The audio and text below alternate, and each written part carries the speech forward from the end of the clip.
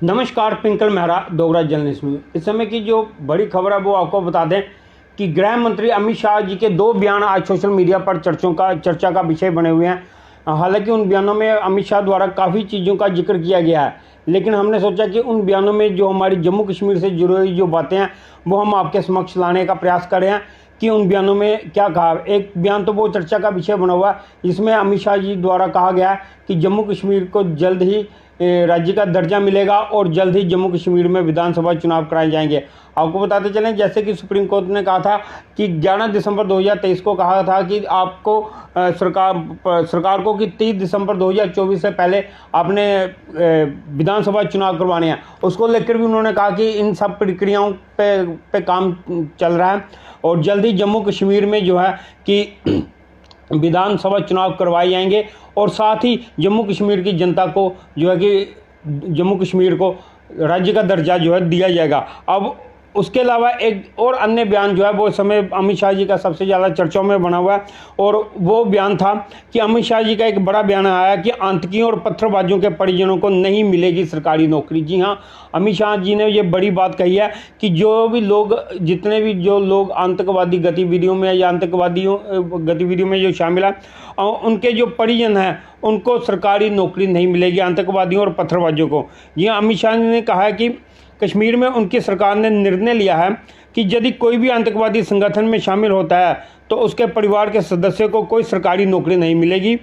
इसके अलावा उन्होंने कहा है कि केंद्रीय गृह मंत्री अमित शाह जी ने सख्त संदेश देते हुए कहा कि जम्मू कश्मीर में किसी भी आतंकवादी और पत्थरबाज के परिवार के किसी भी सदस्य को सरकारी नौकरी नहीं मिलेगी। शाह ने यह भी कहा कि नरेंद्र मोदी सरकार ने न केवल आतंकवादियों को निशाना बनाया बल्कि आतंकी परिस्थिति तंत्र को भी ख़त्म कर दिया है। इससे प्रदेश में आतंकवादी घटनाओं में बड़ी गिरावट आई है। जी हाँ, साफ तौर पे कहना था कि उनका मकसद खाली आतंकवाद को ख़त्म करना ही नहीं था, उस जो परिस्थितियों में जो उसके पीछे कारण रहते हैं उनका सरकार का मकसद ये था कि उस तंत्र को भी ख़त्म किया जाए, जिससे आने वाले समय में भी आतंकवाद जो है वो दोबारा ना उठ खड़ा हो। उन्होंने कहा कश्मीर में हमने निर्णय लिया है कि यदि कोई आतंकवादी संगठन में शामिल होता है तो उसके परिवार के सदस्यों का कोई भी सरकारी नौकरी नहीं मिलेगी। इसी तरह अगर कोई पथराव करेगा तो उसके परिवार के सदस्यों को भी सरकारी नौकरी नहीं मिलेगी। जी हाँ, ये एक बात गौर करने वाली है। केवल आतंकवादी जो बनेगा, आतंकवादी संगठन में शामिल होगा, उसके ही परिवार के सदस्यों को सरकारी नौकरी नहीं मिलेगी, बल्कि उसको भी जो कोई पथराव करेगा उसके भी परिवार के किसी भी सदस्य को सरकारी नौकरी नहीं मिलेगी। इस तरह का सख्त रुख अपनाया है, जिससे कि लोग जो युवा हैं, जो पढ़े लिखे युवा हैं, वो ऐसी घटनाओं से दूर रहें, पत्थरबाजी की घटनाओं से दूर रहें और अपने उज्जवल भविष्य के लिए इन चीज़ों से दूर रहें और अपनी जितना भी उनके पास जितनी भी उन्होंने पढ़ाई या जो भी माध्यम से जितनी भी उन्होंने डिग्री ली है उसके माध्यम से वो अपनी स्किल के माध्यम से जहाँ तो अपना रोज़गार करें, जहाँ फिर अगर सरकारी नौकरी लेनी है तो सरकारी नौकरी लें। उन्होंने कहा कि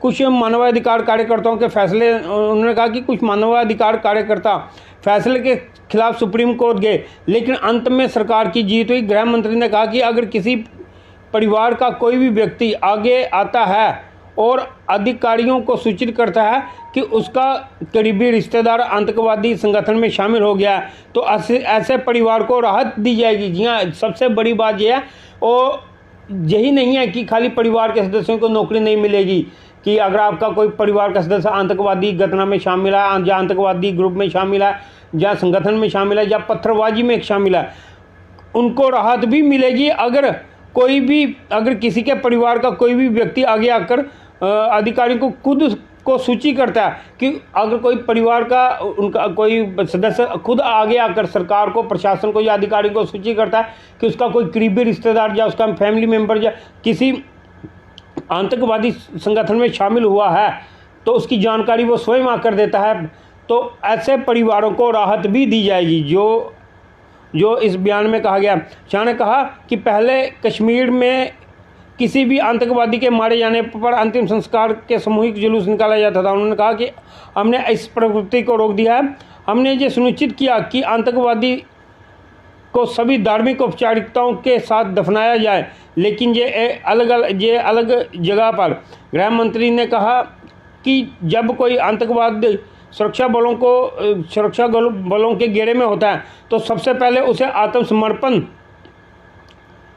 करने का मौका दिया जाता है। शाह ने कहा कि हम उसकी मां या पत्नी जैसे परिवार के करीबी सदस्यों को बुलाया जाता है और उनसे आतंकवादियों को आत्मसमर्पण करने की अपील करने के लिए कहा जाता है। अगर वह आतंकवादी नहीं मानता तो आगे की कार्रवाई जो है वो की जाती है। ये वो बड़ी बातें थी जो उन्होंने कहीं।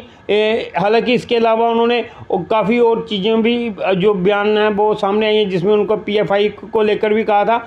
लेकिन हमने सोचा कि क्यों ना हम आपको अपनी जो जम्मू कश्मीर से जुड़ी हुई बातें हैं वही हम आपके समक्ष रखें। और जो बातें हमने रखी हैं उसमें जैसे कि हमने साफ तौर पे आपको कहा कि अमित शाह जी के जो अलग अलग 2 बयान आज सोशल मीडिया में चर्चाओं में थे। एक तो बयान था कि जम्मू कश्मीर में जल्द विधानसभा चुनाव होंगे और उसकी तैयारियां वो प्रशासन अपने लेवल पे कर रहा है। जो भी इसी का रहता है तो वो जल्दी शायद आने वाले ये लोकसभा चुनावों के समाप्त होने के बाद उसकी प्रक्रियाएं शुरू हो जाएं। और दूसरा उन्होंने कहा कि जम्मू कश्मीर को जल्द ही राज्य का दर्जा भी मिलेगा। ये दोनों बातें उन्होंने फिर से दोहराई हैं। और उसके अलावा उन्होंने कहा कि जो भी अगर कोई आतंकवादी आतंकियों और पत्थरबाजों के परिजनों को सरकारी नौकरी नहीं मिलेगी। अगर कोई इन ऐसी घटनाओं में शामिल होता है तो ये सरकार ने स्पष्ट निर्णय लिया कि कोई भी यदि कोई भी आतंकवादी संगठन में शामिल होता है तो उसके परिवार के सदस्य को कोई सरकारी नौकरी नहीं मिलेगी। ऐसा ही उन्होंने पत्थरबाजियों के लिए भी कहा है, अगर कोई पत्थरबाजी करता है उसके परिवार के सदस्यों को भी सरकारी नौकरी नहीं मिलेगी। हालांकि उन्होंने ये भी कहा अगर कोई परिवार का सदस्य या करीबी रिश्तेदार उसका अगर किसी आतंकवादी संगठन में शामिल होता है तो उसकी सूचना वो खुद ही परिवार का सदस्य प्रशासन के अधिकारियों को देता है कि उसका कोई करीबी या उसके परिवार का सदस्य या उसका करीबी किसी आतंकवादी संगठन में शामिल हुआ है या ऐसी घटनाओं में शामिल हुआ है तो उनको राहत भी दी जाएगी। जी हाँ, ये थी वो बड़े 2 बयान जो हमने आपको बताया कि अमित शाह जी द्वारा दिए गए हैं जम्मू कश्मीर को लेकर। अब आप सब लोगों की इस पर क्या राय है अपनी राय कमेंट बॉक्स में दीजिएगा। इस खबर को ज़्यादा से ज़्यादा शेयर कीजिएगा ताकि लोगों तक ये जानकारी पहुंच सके। और इस तरह की और अपडेट के लिए जो ही देखते रहिए डोगरा जर्नलिज्म। हालांकि ये जो पूरा बयान है इनमें उन्होंने और भी काफ़ी चीज़ों का जिक्र किया, लेकिन वो अगर मैं बातें बताऊंगा तो वो ये काफ़ी लंबा हो जाएगा। लेकिन जो हमारी जम्मू कश्मीर से जुड़ी हुई जो बातें थी वो हमने आपके समक्ष लाने का एक प्रयास किया है। जो हमारे पास ये सोर्सेज के हवाले से पहुंची थी ये जानकारी वो हमने आपके समक्ष लाने का एक प्रयास किया है। अब आप सब लोगों की इस पर क्या राय है अपनी राय कमेंट्स बॉक्स में दीजिएगा। इसी तरह के और अपडेट के लिए जो ही देखते रहिए डोगरा जर्नलिस्ट न्यूज़।